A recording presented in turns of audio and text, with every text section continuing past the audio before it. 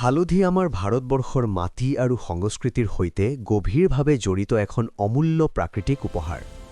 হাজাৰ বছৰ ধৰি মানুহে ইয়াক কেৱল মছলা হিচাপে নহয়, ঔষধি গুণ থকা বস্তু হিচাপেও ব্যৱহাৰ কৰি আহিছে। হালধিৰ বৈজ্ঞানিক নাম কুৰকুমা লঙা। ইয়াৰ গাঢ় হালধীয়া ৰং আৰু সুৱাসে ইয়াক অনন্য কৰি তোলে। ঘৰত সাধাৰণতে ব্যৱহাৰ কৰা গুড়ি হালধি এই গছৰ মূলেৰ পৰা তৈয়াৰ কৰা হয়। মূলে শুকুৱাই পিচি গুড়ি কৰি সংৰক্ষণ কৰা হয়। হালধিৰ ভিতৰত থকা মুখ্য সক্ৰিয় উপাদান হৈছে কুৰকুমিন। কুৰকুমিনৰ বাবেই হালধিৰ ৰং আৰু বহু গুণ প্ৰকাশ পায়। গৱেষণাত দেখা গৈছে যে কুৰকুমিনত শক্তিশালী প্ৰদাহনাশক আৰু এণ্টিঅক্সিডেণ্ট গুণ আছে। আমাৰ শৰীৰত যেতিয়া কোষসমূহে ক্ষতি ভোগ কৰে তেতিয়া মুক্ত ৰেডিকেল সৃষ্টি হয়। এই মুক্ত ৰেডিকেলবোৰে কোষৰ ভিতৰত ক্ষতি বৃদ্ধি কৰিব পাৰে। হালধিৰ এণ্টিঅক্সিডেণ্ট গুণে এই মুক্ত ৰেডিকেলৰ প্ৰভাৱ কমাবলৈ সহায় কৰে। মানুহে সঘনে সোধে, হালধিৰে কেনেকৈ ডাঙৰ ৰোগ ভাল কৰিব পাৰি? এই প্ৰশ্নৰ উত্তৰ সহজ নহয়। হালধিৰ নিজে কোনো গম্ভীৰ ৰোগৰ সম্পূৰ্ণ চিকিৎসা নহয়, কিন্তু শৰীৰক শক্তিশালী কৰি তোলাত সহায় কৰিব পাৰে। কিছুমান বৈজ্ঞানিক অধ্যয়নত দেখা গৈছে যে কুৰকুমিনে কিছুমান অস্বাভাৱিক কোষৰ বৃদ্ধিৰ গতি কমাব পাৰে। এইটো বিশেষকৈ লেবৰেটৰীত কৰা পৰীক্ষাত লক্ষ্য কৰা গৈছে, কিন্তু মানুহৰ শৰীৰত একেই প্ৰভাৱ নিশ্চিতভাৱে দেখা পোৱা যায় বুলি কোৱা নাযায়। হালধিৰ অন্যতম ডাঙৰ গুণ হৈছে ইয়াৰ প্ৰদাহনাশক ক্ষমতা। শৰীৰত দীঘলীয়া সময় ধৰি প্ৰদাহ থাকিলে বহু ধৰণৰ ৰোগৰ সম্ভাৱনা বৃদ্ধি পায়। নিয়মীয়াকৈ সামান্য পৰিমাণে হালধি গ্ৰহণ কৰিলে প্ৰদাহ কমোৱাত সহায় কৰিব পাৰে। বিশেষকৈ সংধিৰ বিষ, গাঁঠিৰ অসুবিধা আৰু সাধাৰণ চাৰ্দি-কাহত হালধি দীৰ্ঘদিন ধৰি ব্যৱহৃত হৈ আহিছে। হালধিৰে শৰীৰৰ ৰোগ প্ৰতিৰোধ ক্ষমতা বৃদ্ধি পায় বুলি বহুতে বিশ্বাস কৰে। ইয়াৰ কাৰণ হৈছে কুৰকুমিনে ইমিউন কোষসমূহৰ কাৰ্যক্ষমতা সক্ৰিয় কৰি তোলে বুলি কিছুমান অধ্যয়নত সূচোৱা হৈছে। শক্তিশালী ৰোগ প্ৰতিৰোধ ক্ষমতাই শৰীৰক বিভিন্ন সংক্ৰমণ আৰু অস্বাভাৱিক কোষৰ বিৰুদ্ধে যুঁজিবলৈ সহায় কৰে। এইদৰে হালধি পৰোক্ষভাৱে স্বাস্থ্য সুৰক্ষাত সহায় কৰিব পাৰে। হালধি সদায় সঠিক পৰিমাণত গ্ৰহণ কৰা উচিত। অতিৰিক্ত পৰিমাণে খালে পেটত জ্বলা, অম্বল বা অন্য অসুবিধা হ'ব পাৰে। সাধাৰণতে দৈনিক আধা চামুচ গুড়ি হালধি খাদ্যৰ সৈতে গ্ৰহণ কৰা যথেষ্ট। কিছুমানে গৰম দুধৰ সৈতে হালধি মিহলাই খায়, যাক বহুতে সোণালী দুধ বুলিও কয়। কিছুমানে গৰম পানীত অলপ হালধি আৰু ক'লা জলকীয়া মিহলাই পান কৰে। ক'লা জলকীয়াত থকা পাইপেৰিনে কুৰকুমিনৰ শোষণ ক্ষমতা বৃদ্ধি কৰিব পাৰে বুলি কোৱা হয়। হালধিৰ গুণ কেৱল ভিতৰৰ ব্যৱহাৰতে সীমাবদ্ধ নহয়, বাহিৰে লগালেও ইয়াৰ উপকাৰ পোৱা যায়। ক্ষত, কাটি যোৱা স্থান বা সৰু ঘাট হালধি লগালে সংক্ৰমণ কমাব পাৰে বুলি বহু প্ৰাচীন পদ্ধতিত উল্লেখ আছে। ইয়াৰ এণ্টিবেক্টেৰিয়েল গুণে সৰু সংক্ৰমণ নিয়ন্ত্ৰণত সহায় কৰিব পাৰে। তেনেদৰে ছালৰ যত্নতো হালধি ব্যৱহৃত হয়। ছাল উজ্জ্বল কৰা, দাগ কমোৱা আদি উদ্দেশ্যে বহু লোকে হালধিৰ পেষ্ট ব্যৱহাৰ কৰে।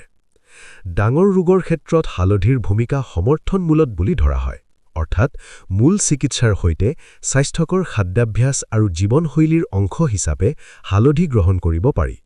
নিয়মীয়া ব্যায়াম, পৰ্যাপ্ত নিদ্ৰা, মানসিক শান্তি আৰু সুষম খাদ্য এই সকলোবোৰ একেলগে শৰীৰ সুস্থ ৰখাত গুৰুত্বপূৰ্ণ। হালধি এই সম্পূৰ্ণ জীৱনশৈলীৰ এটা অংশ হিচাপে লাভজনক হ'ব পাৰে। কিছুমান অধ্যয়নত কুৰকুমিনে কোষৰ সংকেত প্ৰদান প্ৰণালীসমূহত প্ৰভাৱ পেলাব পাৰে বুলি সূচোৱা হৈছে। কোষসমূহে বৃদ্ধি, বিভাজন আৰু মৃত্যু নিয়ন্ত্ৰণৰ বাবে বিশেষ সংকেত ব্যৱহাৰ কৰে। এই সংকেতত অসামঞ্জস্যতা আহিলে অস্বাভাৱিক বৃদ্ধি দেখা দিব পাৰে। কুৰকুমিনে কিছুমান সংকেত পথৰ ওপৰত প্ৰভাৱ পেলাব পাৰে বুলি লেবৰেটৰী পৰীক্ষাত দেখা গৈছে, কিন্তু ইয়াৰ প্ৰয়োগমান চিকিৎসাত সৰ্বস্বীকৃত নহয়। হালধি গ্ৰহণ কৰাৰ সময়ত সদায় চিকিৎসকৰ পৰামৰ্শ লোৱা উচিত, বিশেষকৈ যদি কোনো গম্ভীৰ অসুখৰ চিকিৎসা চলি আছে। কিছুমান ক্ষেত্ৰত হালধিয়ে কিছুমান ঔষধৰ সৈতে পাৰস্পৰিক প্ৰতিক্ৰিয়া কৰিব পাৰে। বিশেষকৈ ৰক্ত পাতল কৰা ঔষধ লোৱা লোকসকলে সাৱধান হ'ব লাগে।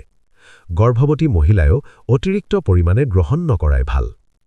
হালধিৰ গুণৰ কথা ক'লে ইয়াৰ ঐতিহাসিক দিশো উল্লেখযোগ্য। আয়ুৰ্বেদ আৰু বহু প্ৰাচীন চিকিৎসা পদ্ধতিত হালধিক বিশুদ্ধকাৰী আৰু শক্তিবৰ্ধক হিচাপে ধৰা হৈছিল। ইয়াক পেটৰ সমস্যাৰ পৰা আৰম্ভ কৰি ছালৰ ৰোগলৈ ব্যৱহাৰ কৰা হৈছিল। এই ঐতিহ্যগত জ্ঞানৰ সৈতে আধুনিক গৱেষণা একেলগে মিলি হালধিৰ প্ৰতি আগ্ৰহ বৃদ্ধি কৰিছে। মানুহে সুস্থ ৰাখিবলৈ সহজ আৰু প্ৰাকৃতিক পথ বিচাৰে। হালধি সেই পথৰ এটা অংশ হ'ব পাৰে, কিন্তু একমাত্ৰ সমাধান নহয়।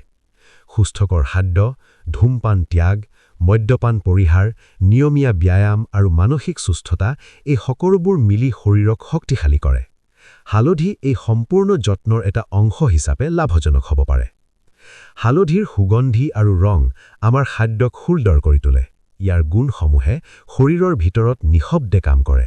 নিয়মীয়াকৈ সামান্য পৰিমাণে গ্ৰহণ কৰিলে শৰীৰত ইতিবাচক প্ৰভাৱ পৰিব পাৰে, কিন্তু কোনো গম্ভীৰ ৰোগৰ ক্ষেত্ৰত সদায় আধুনিক চিকিৎসা ব্যৱস্থাৰ সহায় লোৱা উচিত।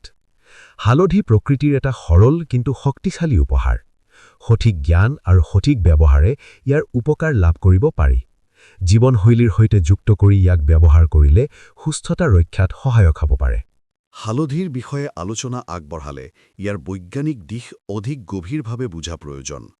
কুৰকুমিনৰ উপৰিও হালধিত ডিমেথক্সি কুৰকুমিন আৰু 20-ডিমেথক্সি কুৰকুমিন নামৰ আন উপাদানো থাকে। এইবোৰ একেলগে মিলি শৰীৰত বিভিন্ন জৈৱিক প্ৰক্ৰিয়াত অংশ লয়। কিছুমান গৱেষণাত দেখা গৈছে যে এই উপাদানসমূহে কোষৰ ভিতৰত থকা অক্সিডেটিভ চাপ কমাব পাৰে। অক্সিডেটিভ চাপ বেছি হ'লে কোষ ক্ষতিগ্ৰস্ত হয় আৰু বিভিন্ন জটিল ৰোগৰ সম্ভাৱনা বৃদ্ধি পায়। হালধিৰ অন্যতম গুৰুত্বপূৰ্ণ গুণ হৈছে ইয়াৰ যকৃত সুৰক্ষামূলক প্ৰভাৱ। যকৃত আমাৰ শৰীৰৰ বিশুদ্ধিকৰণ কেন্দ্ৰ। খাদ্য, ঔষধ আৰু পৰিৱেশৰ পৰা অহা বহু ক্ষতিকাৰক পদাৰ্থ যকৃতে প্ৰক্ৰিয়াজাত কৰে। কিছুমান অধ্যয়নত কুৰকুমিনে যকৃত কোষসমূহক সুৰক্ষা দিব পাৰে বুলি সূচোৱা হৈছে। ইয়াৰ ফলত শৰীৰৰ সামগ্ৰিক সুস্থতা বজাই ৰখাত সহায় হয়। শৰীৰত ৰক্ত সঞ্চালন সুস্থ থাকিলেও সুস্থতা বৃদ্ধি পায়। কিছুমান পৰ্যবেক্ষণত দেখা গৈছে যে হালধিয়ে ৰক্ত সঞ্চালন উন্নত কৰাত সহায় কৰিব পাৰে। ইয়াৰ প্ৰদাহনাশক গুণে ৰক্তনালীৰ ভিতৰত প্ৰদাহ কমাব পাৰে। সুস্থ ৰক্তনালীয়ে হৃদযন্ত্ৰ আৰু আন অংগসমূহক যথেষ্ট অক্সিজেন আৰু পুষ্টি যোগান ধৰিবলৈ সক্ষম হয়। মানুহে বহু সময়ত হালধিৰ কেন্সাৰ সংক্ৰান্ত গুণৰ বিষয়ে সোধে। কিছুমান প্ৰায়োগিক গৱেষণাত কুৰকুমিনে অস্বাভাৱিক কোষৰ বৃদ্ধি ধীৰ কৰিবলৈ সক্ষম বুলি দেখা গৈছে। এইবোৰ অধিকাংশই লেবৰেটৰী পৰ্যায়ত কৰা পৰীক্ষা। কিছুমান ক্ষেত্ৰত কুৰকুমিনে কোষৰ স্বাভাৱিক মৃত্যুৰ প্ৰক্ৰিয়া সক্ৰিয় কৰিব পাৰে বুলি দেখা গৈছে। এই প্ৰক্ৰিয়াক এপপ্টোচিছ বুলি কোৱা হয়। অস্বাভাৱিক কোষসমূহ যদি সময়মতে নিজে ধ্বংস হয়, তেন্তে অস্বাভাৱিক বৃদ্ধি নিয়ন্ত্ৰণত থাকিব পাৰে। কিন্তু এই প্ৰভাৱ বাস্তৱ চিকিৎসাত সম্পূৰ্ণৰূপে প্ৰমাণিত হোৱা নাই। হালধিৰ শোষণ ক্ষমতা স্বাভাৱিকভাৱে কম, অৰ্থাৎ খোৱাৰ পিছত কুৰকুমিনৰ এটা ডাঙৰ অংশ শৰীৰে সহজে গ্ৰহণ কৰিব নোৱাৰে। এই কাৰণেই কলা জলকীয়াৰ সৈতে গ্ৰহণ কৰাৰ পৰামৰ্শ দিয়া হয়। পাইপেৰিনে কুৰকুমিনৰ জৈৱপ্ৰাপ্যতা বৃদ্ধি কৰিব পাৰে বুলি কিছুমান অধ্যয়নে দেখুৱাইছে। তদুপৰি তেল বা চৰ্বিযুক্ত খাদ্যৰ সৈতে হালধি গ্ৰহণ কৰিলে শোষণ বৃদ্ধি পোৱাৰ সম্ভাৱনা থাকে। হালধিৰ গুণ মানসিক স্বাস্থ্যৰ ক্ষেত্ৰতো আলোচনা কৰা হয়। কিছুমান অধ্যয়নত কুৰকুমিনে মন-মগজুৰ কিছুমান ৰাসায়নিক পদাৰ্থৰ ওপৰত ইতিবাচক প্ৰভাৱ পেলাব পাৰে বুলি সূচোৱা হৈছে। মানসিক চাপ আৰু হতাশাৰ ক্ষেত্ৰত সহায়ক ভূমিকা থাকিব পাৰে বুলি গৱেষণা চলি আছে।